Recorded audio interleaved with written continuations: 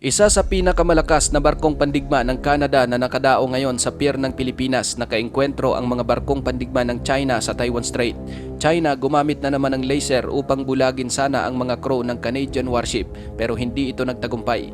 Abangan kapatid ang kompletong mga detalye kaya manatiling nakatutok dahil dito bawal ang fake news. Bago tayo magpatuloy, isang like lang po ang hinihingi ko para sa videong ito. Malaking bagay na po yan bilang suporta sa ating bawat in-upload. Back to the video.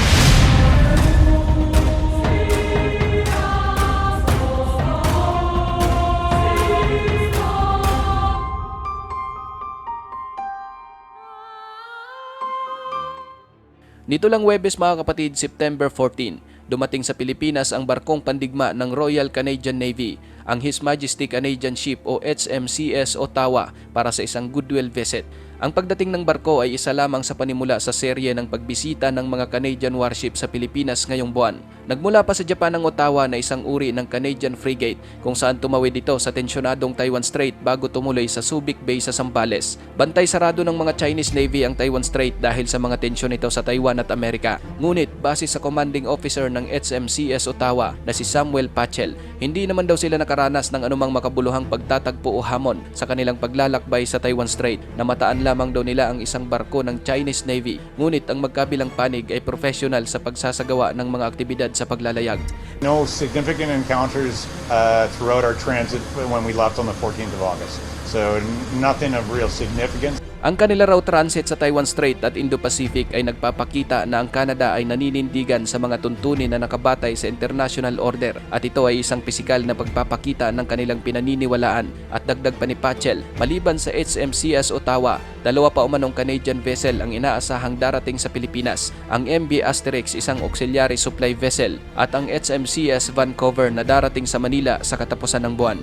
Our transit through the Taiwan Strait is a signal from Canada that we believe first in a free and open Indo-Pacific and that we believe and stand to a rules-based international order.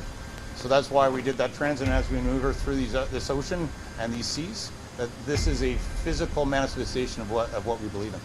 May habang 134 meters ang frigate na ito ng Canada. Armado ito ng naglalakihang gunship, missile, torpedo at anti-submarine helicopter. At bagaman sinabi ng commander nito na wala silang nagiging problema sa China sa kanilang pagtawid sa Taiwan Strait papuntang Pilipinas, ngunit bago ito napunta sa bansa, nakilahok ang frigate sa Joint Patrol Mission kasama ang mga barkong pandigma ng Japan at Amerika sa East China Sea, kung saan ang HMCS Ottawa ay nagkaroon ng tensyonadong engkwentro sa isang Chinese guided missile destroyer.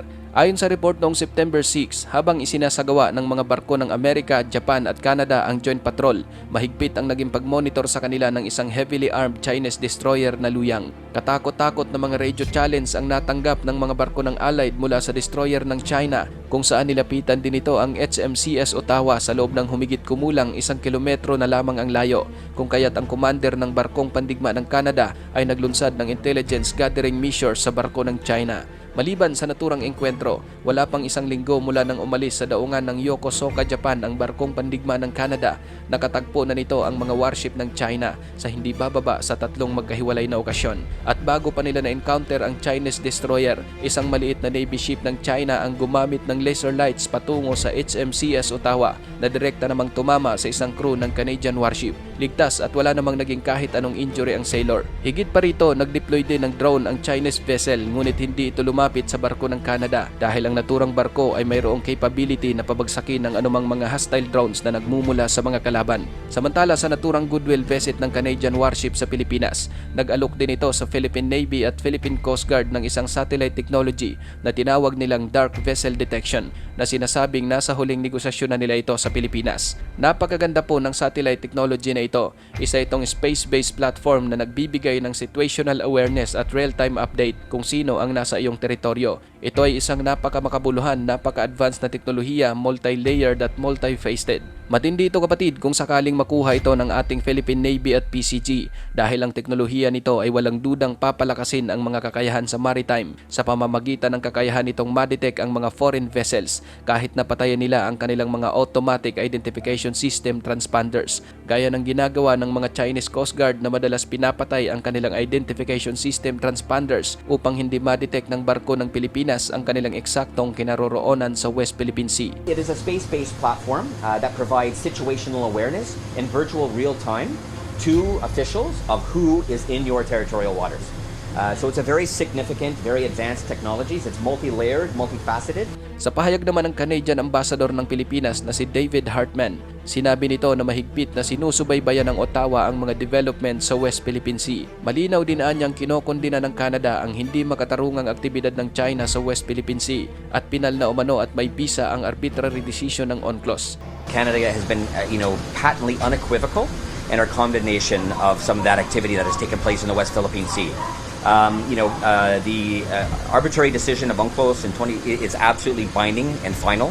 Ang HMCS ay mananatili sa bansa hanggang September 19. Ikaw kapatid, ano ang masasabi mo sa kaganapang ito? Para sa iyong opinion, i-comment mo na yan sa ating comment section sa ibaba. At kung nagustuhan mo naman ang video ito, paiwan naman ako ng like at pasubscribe na rin sa ating munting channel. Maraming salamat sa panonood hanggang sa susunod na naman nating upload. Peace out!